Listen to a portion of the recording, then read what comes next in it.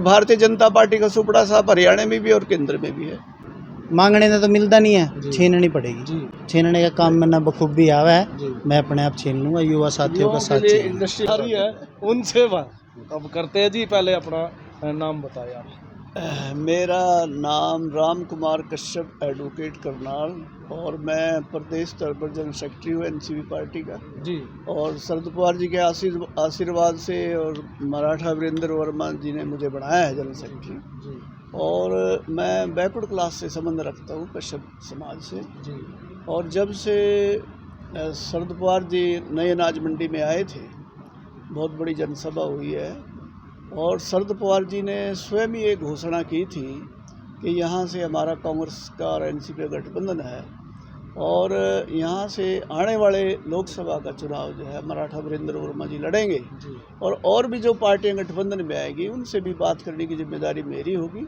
और तब से लेकर के जो हमारे एनसीपी कार्यकर्ता लोकसभा करनाल में, चाहे पानीपत जिला हो, करनाल जिला हो, 9 के 9 हलकों में हमारी टीम में जो है जा रही हैं और हम कार्यक्रम कर रहे हैं। हम तकरीबन सारे हलकों में हमारी एनसीपी कार्यक्रम, चाहे इंद्री हो, घरौंडा हो, असंध हो, इसराना हो या आपके आगे चल के संभाड़ का हो, हम सभी जिलों, पानीपत हमने अभी कल परसों करके आए हैं तो वहाँ बहुत बड़ी जनसभा पानीपत में भी हुई। और हमारा संगठन जो है करनाल पानीपत जिलों में तो बन चुका है, हमारा संगठन अम्बाड़ा में भी बन चुका है। पिछले दिनों हम जगाधरी में बहुत बड़ी जनसभा करके आए, पानीपत में भी हमारा संगठन है।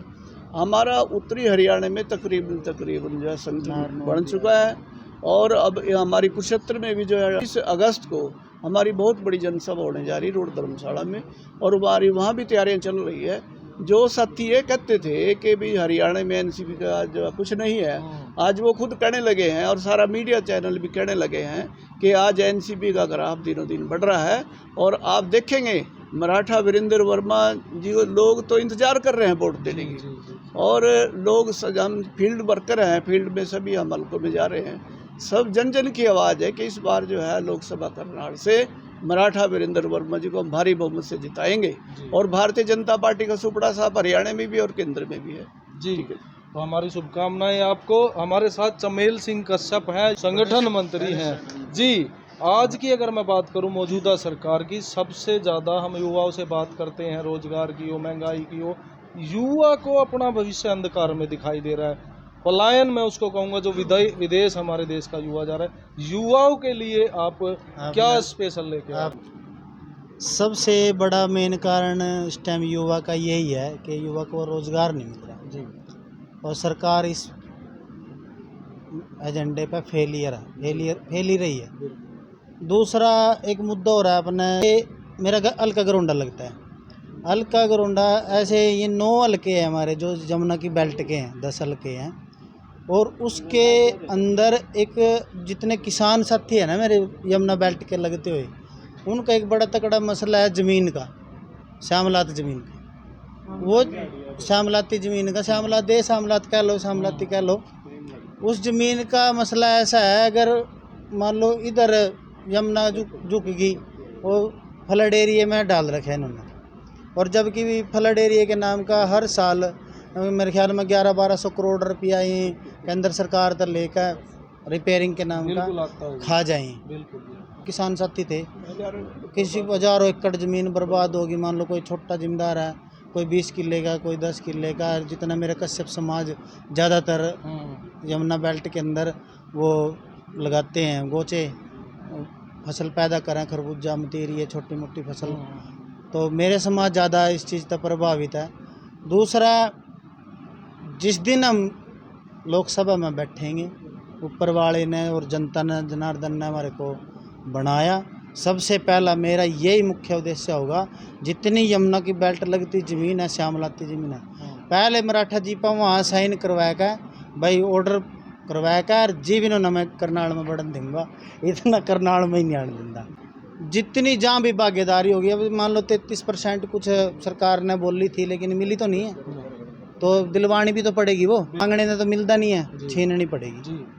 तो वो छीनने का काम में ना बखूबी आवा है, मैं अपने आप छीन लूँगा। युवा साथियों का साथ चाहिए। इंडस्ट्री लगाएंगे, कारखाने लगाएंगे, जो कह रहे हैं ना वो अपने आप छीन लेंगे हम, जिस टाइम कोई समय आएगा, समय आने की इंतजार है। जी जी। समय आया पड़ा। और भी लोग हैं, इनसे भी बात करेंगे। सर, आपका क्या नाम है? मेरा नाम है करण सिंह जी, आपका सिंह पाथरी क्या पद है? सिंह पाथरी जी और मेरा पद है SC सेल का अध्यक्ष हूँ मैं प्रदेश का। जी तो मैं सबसे पहले तो आप सभी को आपके चैनल के माध्यम से सभी देशवासियों को, सभी हरियाणा वासियों को स्वतंत्रता दिवस, तीज की और रक्षाबंधन की बहुत बहुत बधाई देता हूँ। जी और इसके बाद हमारे बड़ी खुशी की बात है कि अब की बार वीरेंद्र वर्मा जी, मराठा जी जो हैं, भारी मतों से करनाल हल्का से जीत पाएंगे।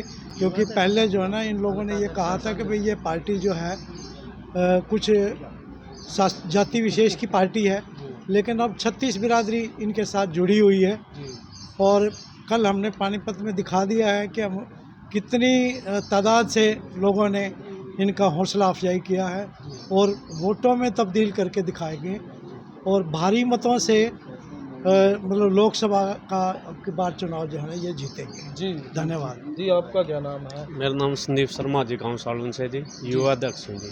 जी मेरा यही है जी, उत्तरी हरियाणा का मुद्दा मराठा जी ने उठाया था शुरू से। 2002 से मराठा जी के साथ लग रहे हैं जी, इसका साथ देंगे तन मन धन से जी। जी हाँ जी जी। आपका क्या नाम है? बलकार सिंह संधू, एडवोकेट, करनाल। मेरे को वीरेंद्र मराठा जी जब से प्रदेश अध्यक्ष बने हैं तभी से मेरा ये रुझान था कि भाई इनके कार्य प्रणाली को देख के कि इस पार्टी का जैसे उत्तरी हरियाणा में एक ग्राफ बढ़ता जा रहा है और इनकी जो दिनचर्या है वो पूरा टाइम फुल टाइम सेवा की रहती है, जन सेवा में इनका कार्य रहता है। जी जैसे एकता शक्ति ने पूरा इन्होंने अपनी पार्टी स्थापित करके अपने आप को ऊपर उठाया, लोगों का साथ इनके साथ था।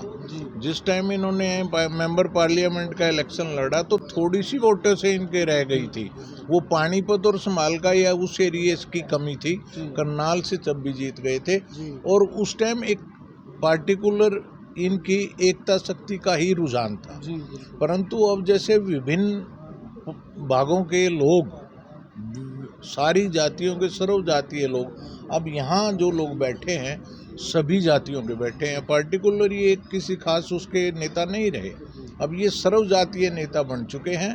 और जब से शरद पवार जी ने इनको ये कार्यभार सौंपा है तो प्रदेश लीगल सेल की जिम्मेवारी मुझे दी है।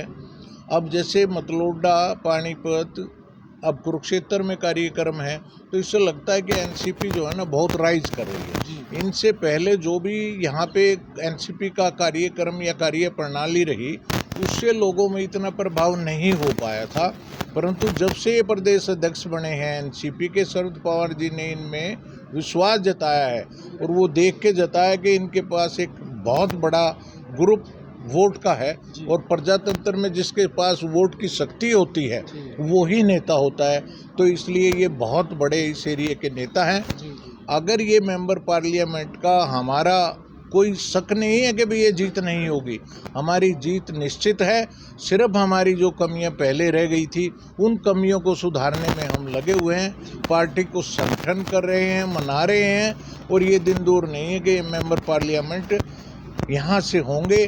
और उसके बाद उत्तरी हरियाणा में सोनीपत, अम्बाड़ा, पानीपत, करनाल, कुरुक्षेत्र, इस बेल्ट से 20-22 MLA का भी बनने का वो आसार हो जाएंगे और बिना एनसीपी की भागीदारी में के बिना हरियाणा में सरकार नहीं बनेगी। जैसा कि संधू साहब ने कहा कि आज से नहीं, मराठा वीरेंद्र वर्मा पिछले काफ़ी दिनों से उत्तरी हरियाणा की एक उम्मीद है, वो उम्मीद थोड़ी थोड़ी चूक जाती थी, लेकिन अब की बार वो एक ऐसी पार्टी के साथ जुड़े हैं कि अब की बार उत्तरी हरियाणा से एक बड़ा नेतृत्व, जिसकी हरियाणा में हमेशा कमी रही है, वो आपको देखने को मिल सकता है।